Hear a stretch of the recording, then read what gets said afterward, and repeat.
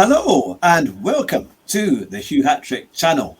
And it is, of course, the Hugh Hatrick show tonight with a very, very special guest. It is Chunky Ribena. Chunky, it's great to have you on the show. How are you doing today? I'm great. It's a pleasure to be here. It's good to be on this side and not have to worry about asking the questions for a change. Oh, I might do a quick fire just to catch you out. Yes, because we are both podcasters. We are Indeed. both do interviews. So it's great. This is like Paxman from BBC, and who else could it be? And Piers Morgan or something like that. So we're doing our chat. I definitely don't want to be Piers Morgan. Somebody called him Piers Moron the other day, but that was that was the thing. So. But yes, so it's great to have you on the show. It's when I came across your channel, you were racing at Monza, and I thought that is a fantastic name to have for your channel. And I know in the pre-chat that we had a few minutes ago, you're kind of giving me how it all came about. But in terms, we'll start with your gaming career because that's what we like to do. Yeah. Is to start with that. How did your gaming or love of gaming start? How did it all begin? We're going to have to go back quite a few years here, and we're talking going back to the 90s. Excellent. Yeah. And I remember the Sega Master System 2 was the first console my dad got me. And you had your usual games where it was like you're kind of going one way, you're going another. The screen moved, but not the car, sort of thing. And then there was other games that came along, but then I think I didn't actually get a proper console until the Xbox One came out, the original Xbox. But in between that, I had a PC that I got when I was about 15, and I was playing games on the keyboard and the mouse. I can't remember what the game is called, but there was a rally game that I used to play quite often, and they used to use the Toyota with the Castrol livery. Other games that driving around Sebring in like LMPs and sort of stuff like that, like the Paynos and all that sort of car. Yeah. And then I can't remember what the Formula One game was, but it was one of the earlier ones that I think might be the first made by Codemasters. So I used to play that, and then I kind of just didn't really do a lot until the Xbox came out, the proper first Xbox, the big black box with a green circle in the middle. And obviously I struggle with names of the games, but there was one I used to play, and it's always in chase cam. Yeah. And I didn't really sort of think about it too much until I was kind of in and out of gaming and sim race. Well, not really sim racing, but just driving games. Toka 2 was really good. Oh yeah, that was a great game. That's fantastic. And I can't remember what the career mode one was after that. Was it Motorsport Driver? I can't remember. Yeah, Toka 1, to the official Toka touring cars, Toka touring 2 was fantastic. Yeah. And then it was, I think, just before we got married, probably about 2015 sort of time. I was out in London, went to Westfield in Stratford, and there was like a Mercedes dealership. I thought, that's interesting to see a Mercedes dealership inside a Westfield shopping centre on the top floor. I thought, that's a bit odd. I thought, let's go and check out the Mercedes cars while the wife was going into the other place. And as I got closer, there was a TV that had F1 2015 on. Oh, yeah? And I was like, okay, this is interesting. And I looked in and I was like, there's a Formula One car in there. Which was the the one Schumacher drove before Hamilton went in. Oh yeah, that's right. Yeah. And as I got closer, I'm thinking, oh, there's people sat in that car playing F1 2015. That's so amazing. I was like, I've got to go and try this out. And I went in there, sat in this car, Formula One car, with I'm guessing it was a Fanatec. Yeah. And I played F1 2015 in that. I was like, I need one of these. I need to do this. Because I was playing like the F1 games on controller. Yeah. And I was like, I need to get one of these. So one of the deals was when we got married, because we saved up, and you have to save up and all that sort of stuff, was we have 1 month where we can buy whatever we want. Yeah.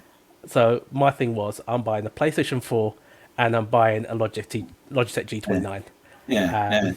And it was my setup at the time for anyone who is starting sim racing. Don't be put off by just not having a rig. Yeah. I've got a rig now, but I was sitting on an IKEA coffee table, the square ones, sat on the floor with my back against the sofa in kind of like a Formula position with the wheel. Yeah. That's how I started, and then obviously then progressed onto the sofa with a wheel stand, and then now here I am with the whole thing that GT Omega provided. So so anyone starting off, don't be scared of not having a rig. You can, do it with just a controller, because there's a lot of fast controller drivers, or sit on the floor on an IKEA coffee table and immerse yourself. Yeah, that's it. Yeah. Well, we've already got quite a few people in the chat. Yeah, I can We've got Flash Dagger, we've got Hogston, SDS, we've got Erratic as well. It's good to see you all. In fact, I was going to say to Flash, did you not use a controller up until not that long ago? I think Flash was maybe a controller, then he got a sim rig in a wee while ago. It was 2017 when I got my first proper rig, because like you, I'd used the controller, and I saw people like Super GT and all the others, they were going so much quicker, so I blamed my equipment for being slow, and I thought, right, it's time to go and get something new and improved. Did you find out that the wheel made you slower to start off with? Yeah, no, that's the thing. So you try, the thing is, I built this whole rig. It was a play seat challenge. I built it in my lunch break. I had half an hour to build it, so I missed out vital bits of Velcro and other bits that you needed to put in. But I got it to work and got it to fit, because I got my G29 first of all, and then I couldn't put it anywhere. It was too thick. All my tables were too thick for the bits to actually go onto and screw in. So I thought I have to get the rig in order for it to work. That's why I told my wife anyway. So so I got it. That's a tip for anyone out there.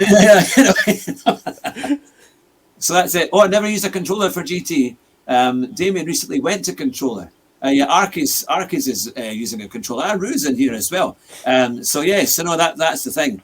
That Flash has always had a rig. But how did you find actually when you got your rig? Because you're saying it makes you slower for a wee while, but did you find that you got quicker in a very short period of time? No, I'm not quick yet either. So even with I don't believe that. Genuinely, I've got my main GT7 account is got about 2 pixels into the A. That's how far into the A it is. That's like me. And if I race on it, it's going to go back down to a B. So I kind of just created my other accounts.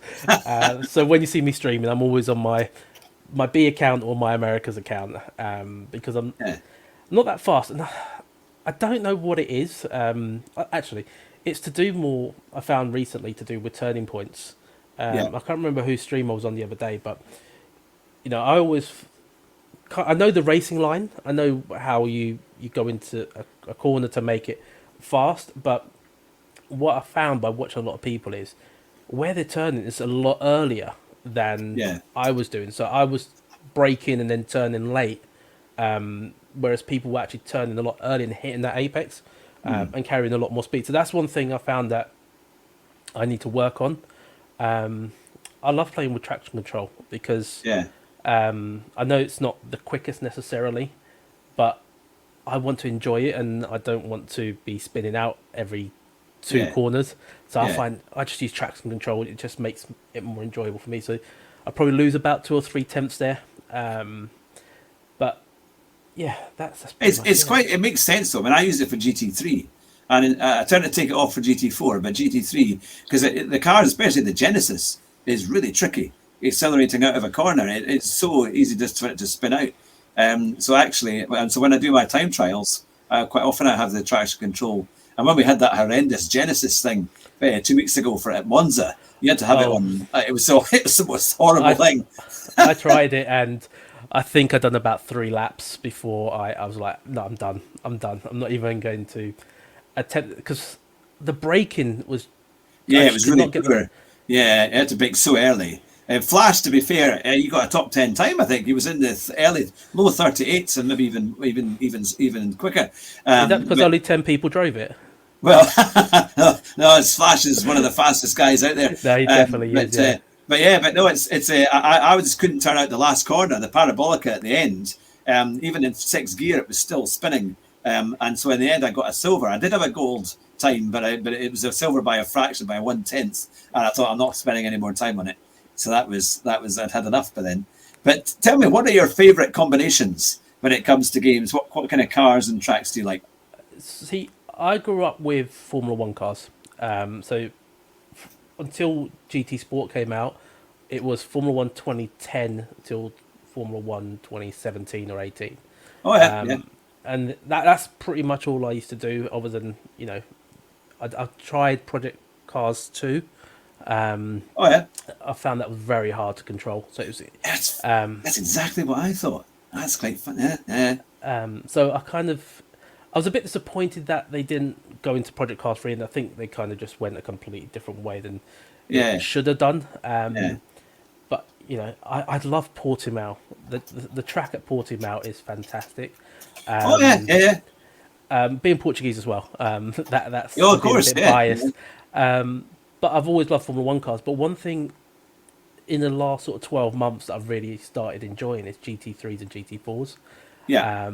And not so much Formula. So I got F1 23. Oh yeah, Probably played it once. Yeah. So I haven't told the wife that, but we'll keep that between us. Good value for money. Yeah, it's fantastic, isn't it? I think what put me off is, remortgage the house to buy a game. So I've always loved Formula One cars, and there's just something about them that I think growing up watching Formula One, Ayrton Senna. I stopped watching Formula One for about 6. Yeah, I was going to say he had a huge Portuguese connection, isn't it? Because he spoke Portuguese, wasn't it? Yep. And with Brazil, and had lots of Portuguese connections. Yeah. So before the Portuguese got good at sport, I remember at football we weren't really good until about 96-ish. Yeah. Watching the World Cups, I'm like, Brazil. I'm watching Brazil, supporting the Brazilian team. And Senna being, we had Pedro Lamy, but he's, if you're going to talk about Portuguese speaking drivers, you can't get any better than Ayrton Senna. I think he won his first race at Estoril. In the wet. Could be wrong in the wet. Yeah. So I used to watch Formula One because I was like, I want to watch Ayrton Senna. And then when Imola happened, I was only 10. So it took me a while to process it, and I was like, stopped watching Formula One for about 5 or 6 years, and then got back into it and watched I think I've watched every race since. So I'm a big Formula One fan, but I've kind of grown out of it, if that makes sense. And I started watching GTs.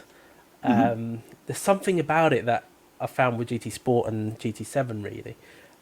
So going back to combinations. If we could have it in GT7, would be Portimao in the GT3. That would be, I think, probably my favourite combination. But I am quite. They did Formula One there, didn't they? During COVID, they did it in Portimao, and it was an amazing race. But Raikkonen had that incredible opening lap where he overtook about 15 people in the Alpha. It's a good track, and I remember the old Portuguese track, the old one at Estoril. Yeah, it was a great track. And now it's simply not hardly used. It was over. One of my friends went to visit it, and it was overgrown on the entrance. Maybe it's been bought over, but it was looking a bit run down. But it'd be great to see it back in action. Yeah, I think they do. There was something because I watch a lot of motorsport on YouTube now, which is the beauty of YouTube.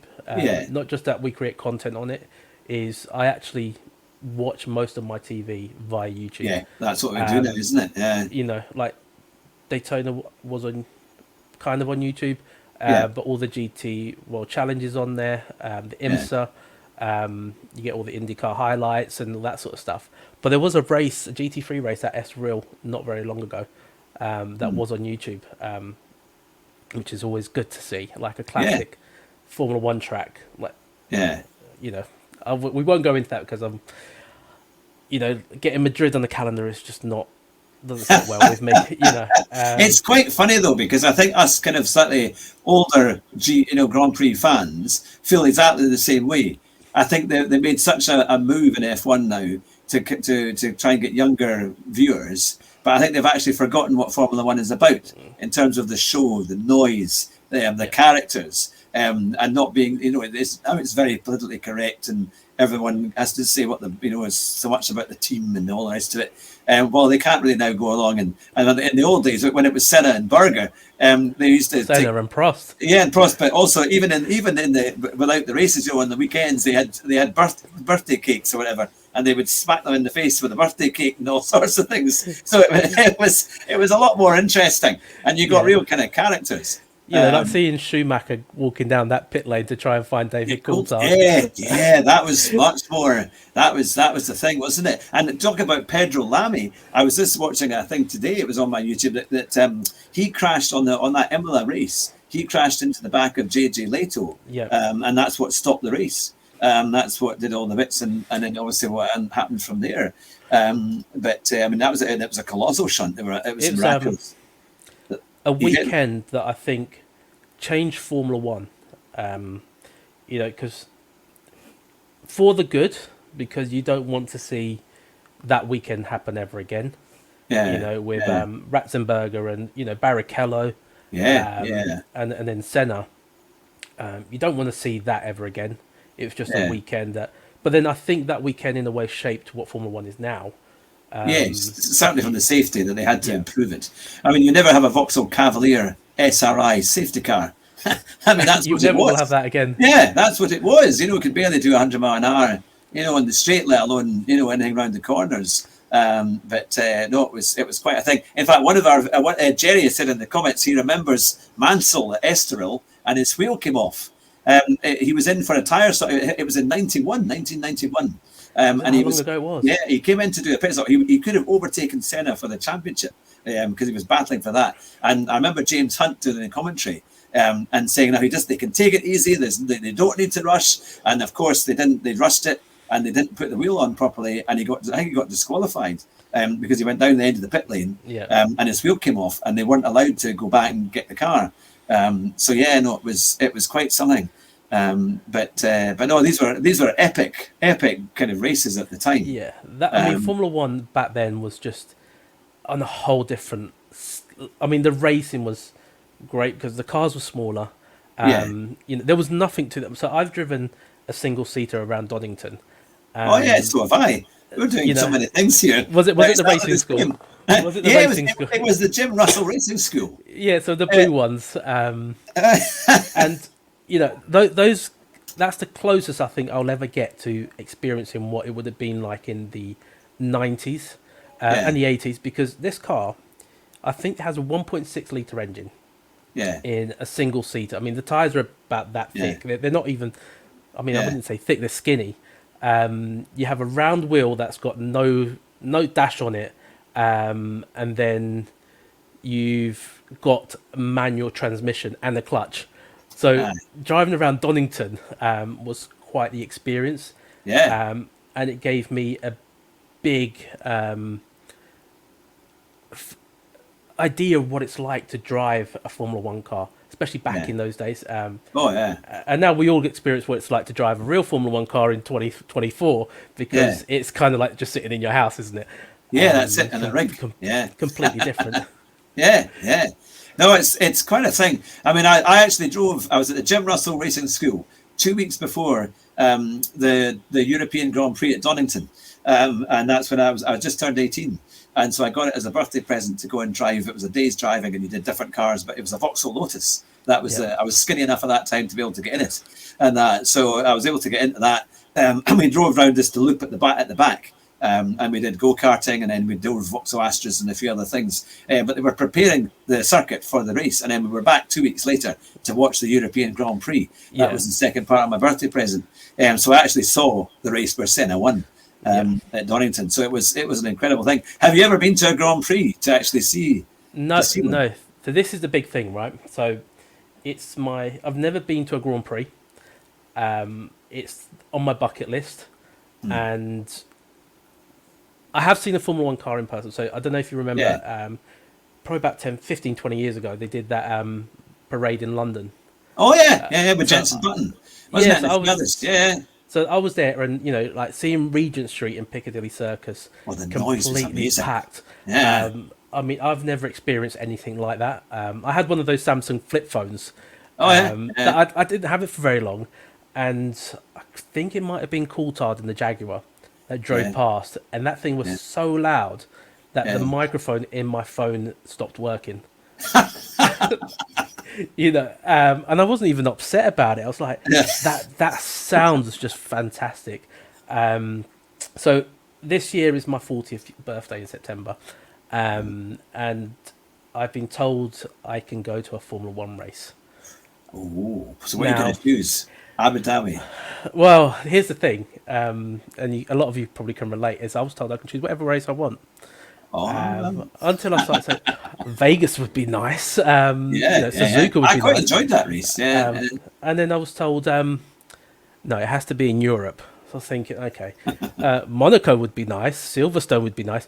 No, we can't do those ones. It's too expensive. So yeah, I think it may end up being Budapest. I've yeah, been told Spa is quite good, and maybe the Red Bull Ring. yeah, Although, so I will probably do a Formula One race next year, more than likely.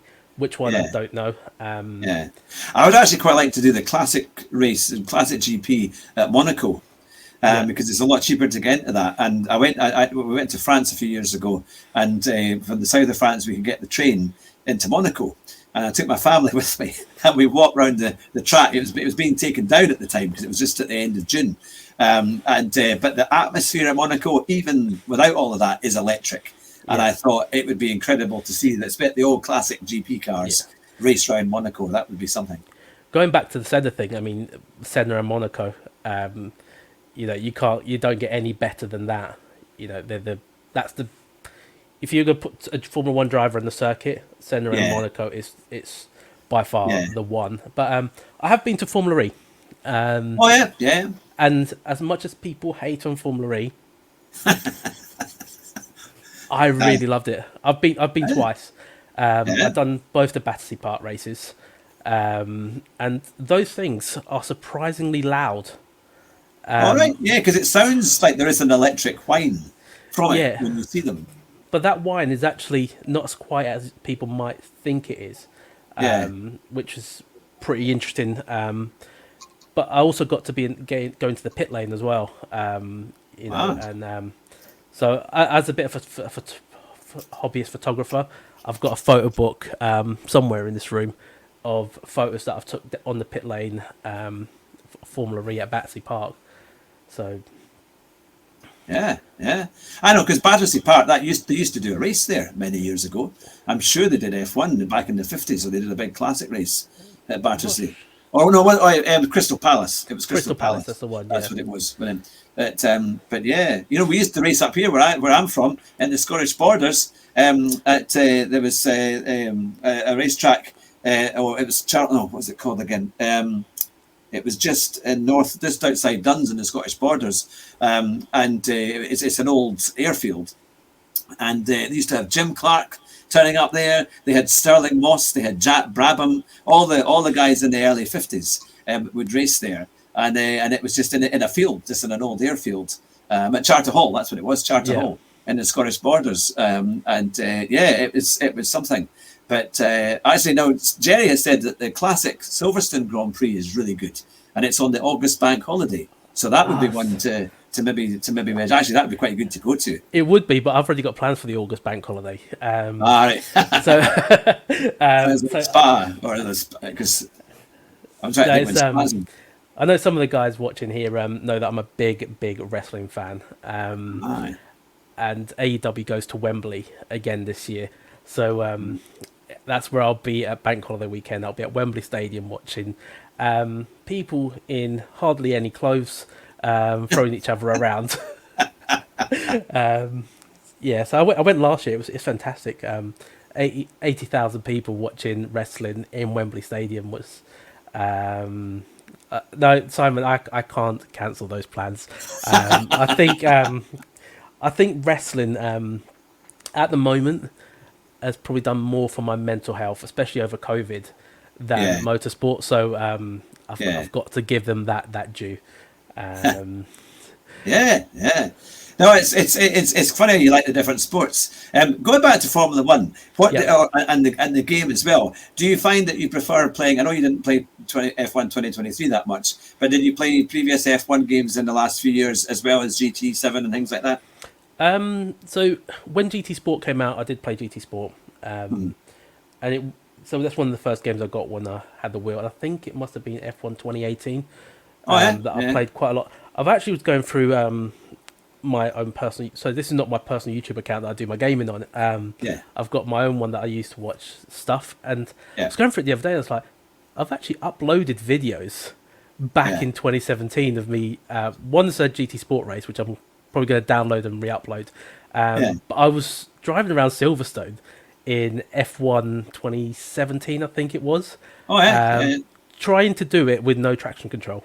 So you can imagine how comical that might have been. So I did play them all the way through. I think the last one I properly played was 21. yeah. And that's because we used to have a little group of friends that kind of just went on every week, and we just used to drive and have a bit of a laugh over comms all over the country. So so me up in the northwest, you're northeast, we're northwest. And some of us down in London, and then Yeah. it turns out one of the guys I used to race lives not far from where I live. So Yeah. bit of a coincidence, but it's only when 22 came out that I started thinking it's just the same game over and over again. Yeah, there was a bit of a difference I thought with 2023 because I missed 2022, and I went to that one this year and I got it for PS5, and I actually thought it was a bit better. I thought the handling characteristics were quite good, and I thought as well the noise in your ear is much better when you're doing the actual races. What bugs me is the fact that when you do online play, you don't get like equal settings. Or the main one, you have to kind of do up your car and everything else. And I would rather just go in with equal settings and just go and race because I find that's the most fun way of doing it. But they've decided to go a different direction. Yeah, I think GT7's done that as well, haven't they? Yeah, I wish they didn't have to have settings on some of the races. I wish they just give you a good setup. Just give you a car with a good setup. That's all you need, and then just go and race. But what's your take on the current state of GT7? I've been thinking of doing a video on this for a few weeks now, and I'm of very mixed opinions at the moment. So Yeah, I think with GT7, Daily C, I think when I go into GT7, I want to just go and race, and I think that's the same with most of us. yeah, So I would rather there not be any setups. Also because setups in GT7 are not quite the same as setups in, let's say, ACC, which I've been really enjoying recently. And then they're doing it in Daily B, which, I mean, for a 4 or 5 lap race, do we really need to have setups, especially when the Mazda's so overpowered anyway? You might as well just have, So it's a bit disappointing in that respect. But in terms of GT7, I think there's a lot of criticism towards polyphony, which I think is probably unwarranted. I think it's mainly to do with the updates. And this is where I've been sort of thinking a lot about it because, I play ATC at the moment and, they have DLCs, and if you want a new track, like Red Bull Ring, you have to buy that DLC. You get a load of cars with it as well, but you have to pay for that DLC. Whereas, GT7, they're giving us these cars for free. They don't have to do that because at the end of the day, you've bought that game, albeit a little bit too expensive, in my opinion, but that's the way the gaming industry is going. But you've bought the game and you are now getting all this content given to you, included in that price that you've already paid. Whereas, games like ACC or iRacing, you buy the game, and then when they release a new DLC, you have to buy it. So I think there's a bit of criticism unwarranted towards polyphony, but the whole setup thing I think is very warranted. I think GT7 isn't really the game for all the setups that intricate changes that you need to make to be able to just be competitive. The same as with Forza, because I think I haven't played Forza, but I've seen some of the videos where you got to level up your car, and then you get a field that's so spread out because someone's new and their car's not as fast as someone who's been playing. Aye. I just think it's a waste of time. They could have a certain lobby for that or a server for that, but I think most of us just want to get on and play and have fun. And if the cars are good and they feel fun to drive and they're quite realistic to drive, then all the better. And that's what annoys me with the F1 games, that the cars are actually quite good to drive. They're actually quite fun in that environment, or if you do the races, they're good to play. So just playing standard in a standard setting would be brilliant. And that. So one of the things Codemasters do that's really good is they do have setups, so you can use your default ones, but you can then have very intricate setups. But what they allow you to do is you can go in and see the fastest time in the world.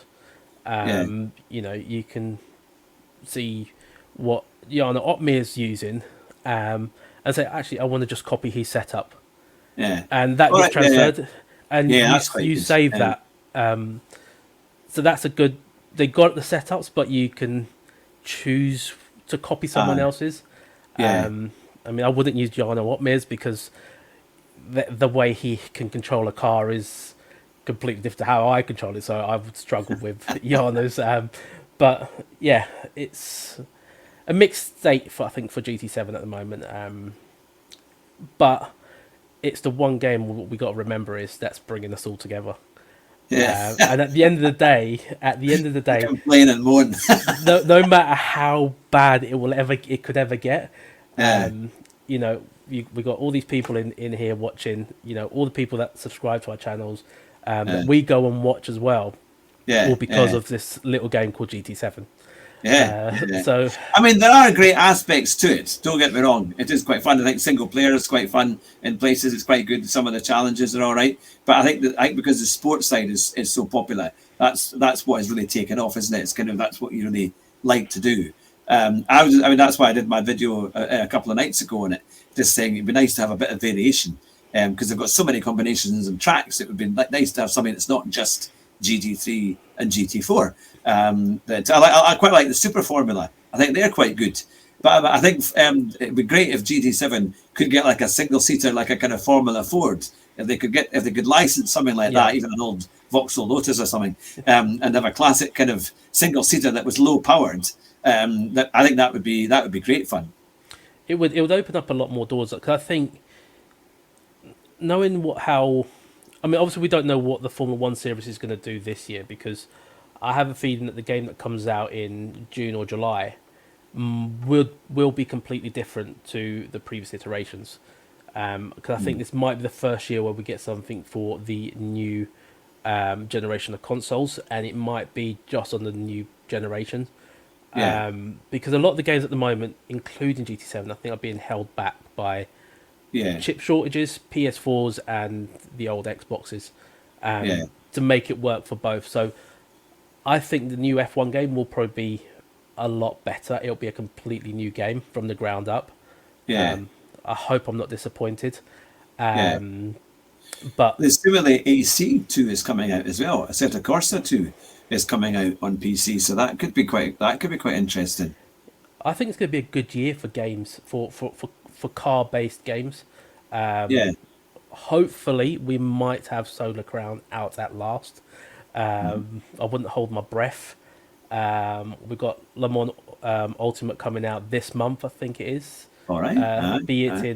But I mean, it's out, but it's not out, if that makes any sense. Bit disappointed about the IndyCar game. But like maybe actually if Polyphony could go and license IndyCar. Because they were stuck, weren't they? They didn't have it now. I think iRacing had it for a while, or somebody had it, and then has iRacing just got it? One of the two, I think, has just got a new license with IndyCar. Or is it R Factor? I can't remember which one. But yeah, it's those IndyCars are really good. I remember driving them in Project Cars, and they were very fun to drive. The original Project Cars was great. I loved that. I actually held the fastest time on one of the online bits, because there were so many different online tracks you could do. And it was the south of France reverse. It was the one that went through, or what did they call it? It wasn't Monaco, but it was Azure. I'm sure it was Azure South. It took me about 10 minutes to do it. And I used to play into the late hours of that is because when we first had kids, and I used to stay up late for my little ones so I could then do the feed at midnight. So I would, in the meantime, I would play my Project Cars up into the early hours. I don't know how you. Yeah, don't know how you did that. And well, I go to bed once the wee one was fed at midnight. Then I could go to sleep, and then my wife would get up at 4. She'd go to bed at 8, so she had 8 hours in between. But that's what I did to cover the time. Was play Project Cars. But it's funny how we played so many similar games, the same games, and liked them or not like them. So that was the thing. But yeah, because you played. Did you play the original Toka Touring, or was it just Toka Touring Cars 2? Did I play the original? I might have played both. I don't want to say I did, but I definitely remember the motorsport. The motorsport one where you had a career. You start as a basic, like driver in the entry feeder series, and then you kind of drive all the way to the main BTCC. Ah, yes, because you could do single seaters in that. Yeah. In that one, and I had the funniest blip in that game because I did the Formula Ford or whatever it was that you had, or Formula Vauxhall, and I remember racing at Silverstone, and I had a big crash. I remember going around, I think it was Beckett's, and I took somebody off, but I managed to keep going. And I kid you not, when I came round the next lap, the guy was waiting next to his car, shaking his fist at me on the game, and I thought that's a fantastic bit that they've written into the game. And when you're sitting in your trailer and someone comes in, yeah. So it was a great game actually. It'd be nice to see something like that again in the future. They said they were going to do more touring car games, and I think Automobilista 2 has got his license for some of the touring cars that are current. have they? Yeah, I think they've got a few of them. Maybe the Toyota and the Hyundai, I think. I was hoping that if we're going to talk about GT7 and cars like what that could come to GT7, I mean, they could bring in the Laguna or the Volvo Estate from the BTCC. Yeah, if they could license it, it'd be worth a fortune, especially the current cars. If they could say, I'd imagine GT Sport with the British Touring Car and BTCC on it, that would be a huge uptake. I think people would pay. People would pay to have to get that upgrade if it came. I mean, get it. I designed the Nescafe Renault livery in GT Sport. So I used to drive I think it was the Megane, and I was like, it's a Renault. I've got to get the Nescafe livery. It's a beautiful livery. I mean, like most BT like touring car liveries from the 90s are just iconic. Yeah. Oh, it was great fun racing, and even the Toyota Camrys. We had Andy Rouse and that, and they were taking each other off, and then you had John Clellan and the Vauxhall Cavalier, and he crashed into Steve Sofer in the BMW 3 Series Coupe. He had that great one at Silverstone, which basically finished their championship. There's so many great memories, but it is doing better now. I've seen it at Knockhill, and also at Croft. I've been down and I saw the touring car race last year at Croft, or 2 years ago at Croft, and that was quite good. So in terms of your channel, I mean, it's growing well, and you've got a big community. Many of your community are here tonight watching. Yeah. What kind of things would you like to say to them? To how it's going? Just the usual. I mean, I'm just grateful for the support. I was listening to your podcast with Rory, and he was saying something similar when he was at about 30,000. It's like, why would someone choose to watch me? I just do it for fun. Partly as well to gain a bit of confidence because I've always been quite introverted, and I've always struggled growing up. So obviously, don't really talk a lot about secondary school because it was just a time I don't really want to remember. Quite tough, especially growing up in South London, which was incredibly rough. And then kind of just never felt like I was accepted.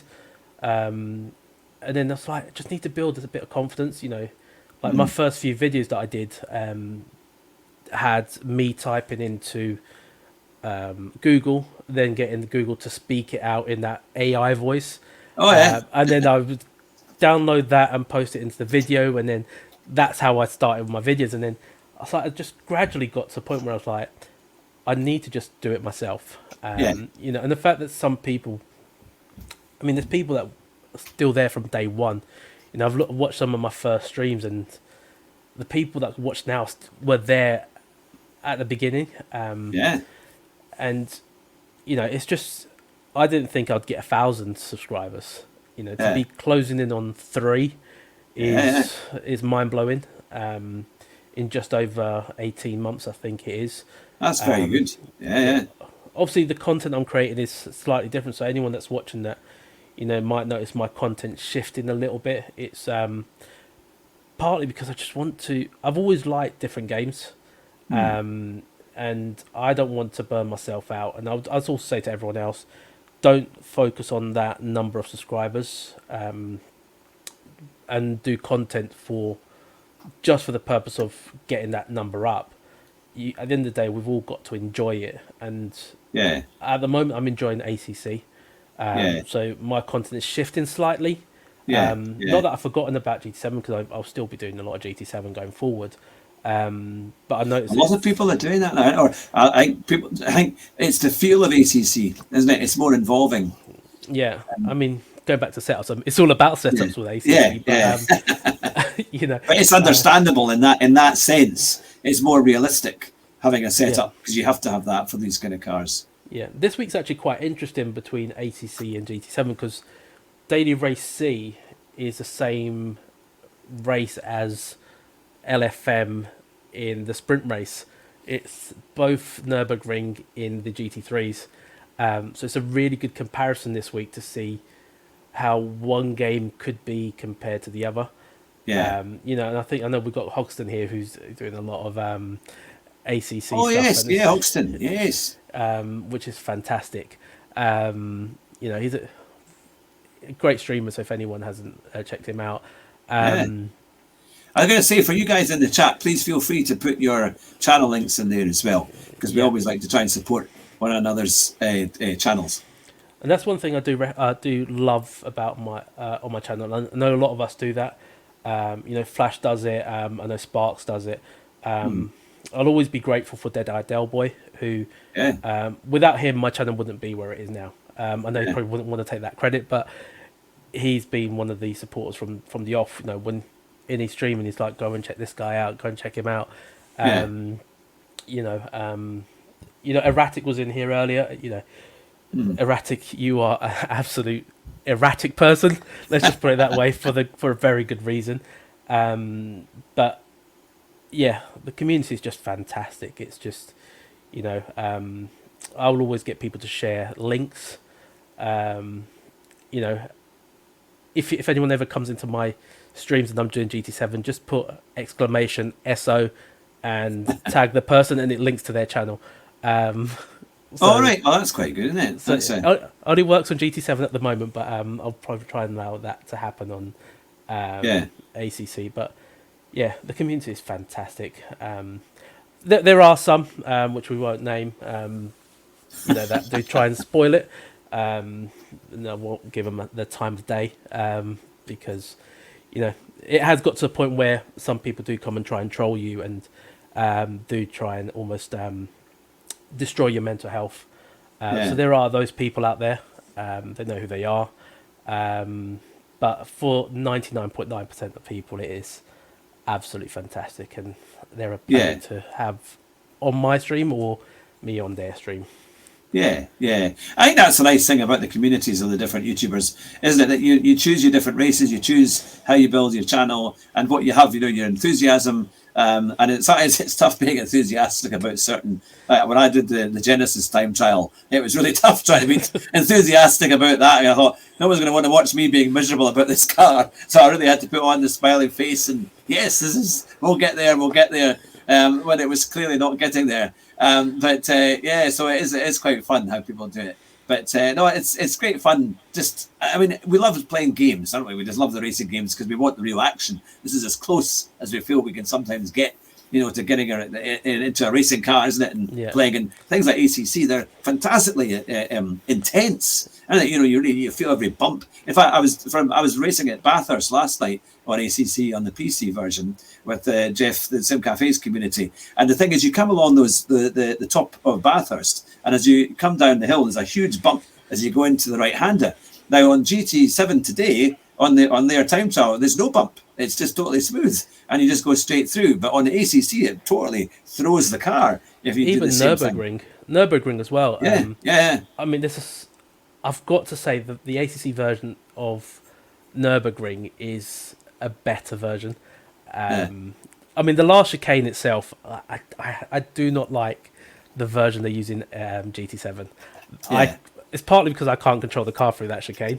But it's a horrible chicane. Yeah, it's yeah. horrible. So there's two. So you know that there's two chicanes there towards the end of the lap. So in GT7 we used the first entry, which is a lot tighter, and in ACC you use the second entry. It's much nicer. Which is a lot nicer. You can just coast through. It's if Polyphony are listening, just use that version. Use that version. It's like most tracks, isn't it? There's always one bit that's horrible, or there's always one bit that you kind of think, oh, if they didn't have that, it would be so much easier or just nicer. But that the second chicane is much better. Yeah, I think on ACC. Yeah, but going back to the bumps as well. I mean, the bumps, like even when I'm driving on ACC, you're driving in a straight line and you can just feel that little rumbling of every little bit on the track. And then you get to GT7, it's like, oh, this is so nice. Well, actually, to be fair, I've got the Logitech 923, and this wheel comes alive on ACC, but it doesn't do on GT7. It's not great for GT7, I find. Not an awful lot of feel, same with the pedals. But on ACC, it's far better. It's much more fun. I think my wife is glad that I've got a Fanatec. I mean, she probably wasn't happy that I've bought the Fanatec, but if I was doing ACC with the G29, she would have probably absolutely hated me and kicked me out of the house. Because that thing, it's got the gears, and then rattle through that, going through the floor. Oh no! If you're downstairs, which is where the living room is, it used to literally go through the whole house. So, yeah, I'm glad I don't have a G29 doing ACC. Let's just put it that way. Because they used to rattle away. On any kind of on those, especially on those games on ACC. But I know it's quite a thing. So what would you like to do in the near future with your channel and your community? Do you have kind of plans to help it grow? What's your direction? So at the moment it's in a bit of a standstill at the moment because up until the baby was born I was doing a lot of content and I had all the time to do that content. And since the baby has come, I've kind of had to gradually do less and less and less. I'm at the point now where I'm doing up more ACC, so it's that whole people subscribe for GT7, not for ACC, and it's kind of that in between. So it's kind of leveled out a bit. But the plan is to do more live streams because videos my OCD means it has to be perfect. Like there was a video I did last week which I uploaded and then watched it back and I was like, no, I've got to take this down because it wasn't even something major, but it was enough to annoy me. So that I had to take the video down, re-edit it and re-upload it. Whereas with a live stream, I find that the engagement with the community is so much better. You can have people come in talking about wrestling. People come in talking about whatever they want. And now that I've kind of copied Sparks a little bit with, the point system on the GT7 streams. It's quite fun. Like I know SDS was here earlier, so I don't think he's come and checked the little kitten out yet that I did for him. So you type is that in Streamlabs? Is that you kind of come up with all these features? So it's StreamerBot. So you kind of connect it via that. You have to have that running in the background, but it connects into your OBS. So we've got that. You get fireworks. So if people use points to get fireworks or stuff like that. Sparks is. His one is excellent. He's the master of it. I've got to give him the credit for it. But if anyone's wondering, I'm just copying Sparks. He did say I can do it, and he has helped me out setting it up. So, So I didn't want to nick his idea at first because I did say I didn't want to take his idea, but he said go for it. So it's something that's I think at the moment it's just Sparks and me that do. And it does help make it more interactive. I loved Sparks' intro. When his intro to his stream was hilarious. Someone sounds like he's sitting in a public bathroom and he's talking away trying to get out of the toilet or something. It was hilarious with the whole thing. It was a real kind of comedy. which is nice to kind of bring in the whole build-up of starting the stream. But we've got Sparks on like the 25th of February. We're going to do an interview. You can't miss that. You can't miss that. Yeah, that'll be a good one. I'm looking forward to that too. But I know it's been really, really good. Well, I see it's nearly 10 to 9. We've been going for nearly 50 minutes. It flies by, doesn't it? It flies by. I know you've got a little one there, so you've probably been kind of your wife will be stamping on the door saying, "Keep quiet, the little one's trying to sleep." But I know that happened to me when I used to talk away doing my streams. And I know I don't so much of that, but it's very easy to wake a little child up.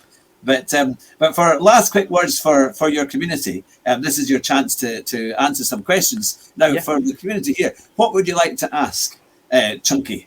What are the kind of things that you would like to see him do and ask him now? Now is your chance. I think some people asked a few questions at the top. I'll go back up the top there and see. Oh yes, what do you think of the lottery spins on GT7? What do I think of them? The roulette things, aren't they? They're some of my most viewed videos.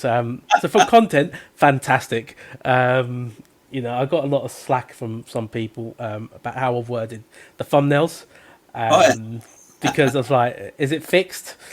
Is it fixed or is it fixed? So a bit cheeky play on words. It's definitely fixed. And you're always likely to get top left. Yeah, but I have had a few big wins on them, so I can't really. Yes, I did win the full gold bars once. In fact, twice I think I've won that. Yeah, so it seems to me when I do the videos, I kind of get more. I'll get better prizes. So maybe that's how you need to do it. You need to make a video of you opening maybe 20 tickets at one go, and then you're more likely to get a better prize. I think it's just a bit of fun. I think we all know what it's going to be. It's a suspension part. or the loose change. The camshafts for a car that you'll never have. I'd be more interested if it's a camshaft for a Lada Riva or something, or something that would be like, and then bring in a Riva to next week's competition, to the next week's time trial, or something. That would be, but it'd be the one time trial where it would break down as you drove round, that would be the thing. But now here's Jerry's got a question here. If there's a Grand Prix you would like to have been at live in the past, which one would it be? That's a good question. Oh, that is a very good question. Which one? Abu Dhabi. See, I was a Hamilton fan back in the day, and I think Hamilton's kind of lost his way a little bit. I think. I don't think he connects to me how he did back in 2007. And then it's all the political stuff again, getting used to all the political stuff, which shouldn't really be there. But I found that Abu Dhabi was so okay. Let's just do it Hamilton two ways. Interlagos, because these are two Grand Prix where I literally lost my shiz. As a McLaren fan, Hamilton winning the championship at Interlagos was incredible. Was fantastic. Because I remember I got off my seat and my parents thought I was absolutely. Yeah, I was like this. Like this on the last lap because he was behind. I was like Timo Glock, and then Abu Dhabi because it's the first race where I finally saw Formula One drama. In a very long time, and I was like, "Come on, Max!" Not that I'm a big Max Verstappen fan, but it was just chaos and something slightly different. So those have probably got to be two of the standout races. But then you've got Spa 98, Indy. As a Portuguese person, I've got to say, Indy is the best Grand Prix a Portuguese driver has ever had. Being on the podium in a Jordan. Granted, there are only 6 cars in the race. But there's quite a few. It's just it's amazing, isn't it? I would have loved to have gone to Brazil in, I think, was it 91? Was it 91 or 90? Or no, actually 93 when Senna won, and he was given the trophy by Fangio. I'm sure it was Fangio. And then he gets it, and then he kind of lifts the trophy, and he can barely lift it up. He can barely move. And he's full of tears. But the whole thing, and I thought that's the most incredible kind of podium aspect of it, and the crowd was just going absolutely bonkers with the whole thing. But and yeah, no, that was it. There's so many great races over the years. I think as well. I think probably Hungary '92 when Mansell won his championship, because I've been following him for so long that I just to see him finally get it, that would have been a good one. That but yeah, no, that's the thing. I was going to say, Jerry said it was 1993. It was at Donington. Yeah, because that's when I went there. Because that's the one. What's the one Grand Prix that I've seen? Was that one? But yeah, no, that's the thing. And Jerry was saying, I wish I'd been at Silverstone '87 when Mansell hunted down and passed Piquet. That's right, and set so many lap records. That was an amazing race. Yeah. That I know it's quite a thing. There's that question there from Rue as well. How many seconds a lap does the beard give me? Right, how many seconds does it take off? It probably makes me about 3 seconds a lap slower. I think if I got rid of this beard, I would probably be the fastest driver in the game. But it weighs me down. So yeah, it's quite a considerable amount of time. But it's got to stay. It's not good without it. Yeah, that's it. Oh, that's great. Well, look, it's been an absolute pleasure to have you on the show. For sure. And you're welcome to come back anytime from one podcaster to another. It's been fantastic to have you on. And it's great to have seen your community come in tonight and be interactive. You've got a lot of fantastic supporters there. And if you haven't already subscribed, this is to the guys watching or listening, we've got Chunky's link in the description. So please feel free to subscribe to Chunky's channel. And it's been phenomenal to have you on. It's been great. Now, do you know our kind of, we have our line here, our kind of ridiculous line that we always finish the show with. Have you done your homework? Don't worry, nobody usually does. So, no, that's fine. That's all right. Thing is, I listen to, I get bored quite easily. Not bored, but distracted. And so I'll listen to a podcast for like half an hour, then I'll put it down for a bit and I'll go back to it later on. So like I was listening to your one with Rory, and when you were telling me earlier about going to your friend's house and checking out the rig and about the load cell pedal. I'll listen to most of it, but then generally it's when I'm driving, so I'll probably be distracted with not crashing or whatever it is. So I don't know the line, but I'm sure we can wing it. It is, of course, drive fast, but drive your bus even faster. It's a very responsible one. That as I'm a bus driver, that's what it was. But no, as it used to be, drive fast, don't crash. I got that from Michael Schumacher when he was asked at the beginning of his season, "What's your motto? What's your kind of driving thing? What's your thing you're aiming for?" He just said, "Drive fast, don't crash." And that was it. So that was the thing. But no, it's been an absolute pleasure to have you on the show, and for everybody watching, you've been watching the Hugh Hatrick Show with Chunky Ribena. Stay on the line, Chunky, but we'll say goodbye to all the guys in the chat. And this, of course, will become a podcast over the weekend. But take care, everyone. Drive fast and try not to crash. Definitely don't crash.